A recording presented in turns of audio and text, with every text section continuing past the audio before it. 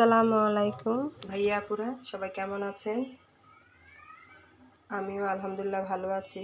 আজকে দেখাবো ভিন্ন রকমের মাসকলাই ডাল দিয়ে আমি খিচুড়ি রান্না করব। ভোর রাতে যে ভাত রান্না করছি বেশি হয়ে গিয়েছে, দেখি এটার সাথে রান্না করে দেখি কেমন হয়। আপনারাও দেখতে থাকুন। মাসকলাই ডালটা আমি আগে ভালো করে সিদ্ধ হতে দিয়ে দিয়েছি। মাসকলাইয়ের ভিতরে সামান্য কাঁচামরিচ দিয়ে দিচ্ছি,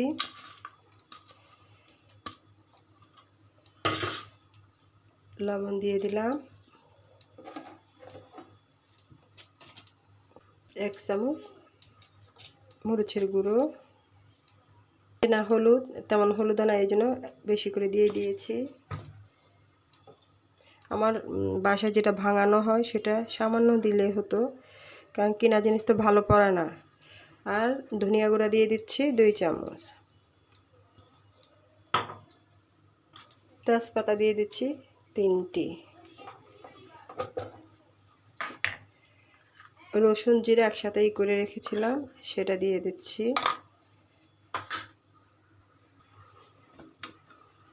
এলাচ, লবঙ্গ, দারচিনি দিয়ে দিচ্ছি। কারণ এটা হচ্ছে মাসকলাইয়ের ডাল, তো এটা মাংসের ফ্লেভার আসার জন্য সব মশলা দিলে খেতে অনেক সুস্বাদু হয়। এটা আমি সাধারণত এভাবে এমনি রান্না করি, সব মশলা দিয়ে, মনে হয় যে মাংস দিয়ে রান্না করেছি। আসলে মাসকলাইয়ের ডালের এটা এমনি ফিনিশিং হয় না। আমি আসলে স্ট্যাংটা ভালো করে বসে না। এখন আমি ডাল গুঁড়ুনি দিয়ে এই মশলাগুলোকে ভালো করে অ্যাড করে দিব, কারণ এটা হচ্ছে যে ওই যে মাসকলাইয়ের ডাল, তো ওটা নিয়ে হয় না, এই জন্য ডাল গুঁড়ুনি দিয়ে ভালো করে ঘুটে দিচ্ছি। দেখুন মাশাআল্লাহ কি সুন্দর কালার আসছে।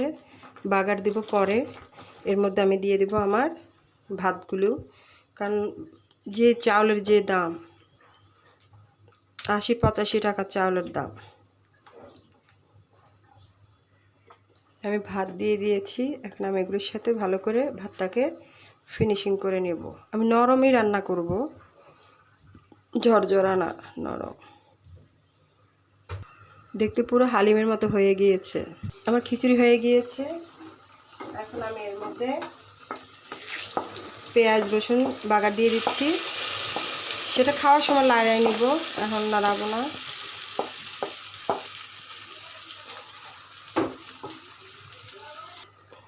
তো আমার রান্নাটি হয়ে গিয়েছে মাসকলাইয়ের ডাল দিয়ে খিচুড়ি।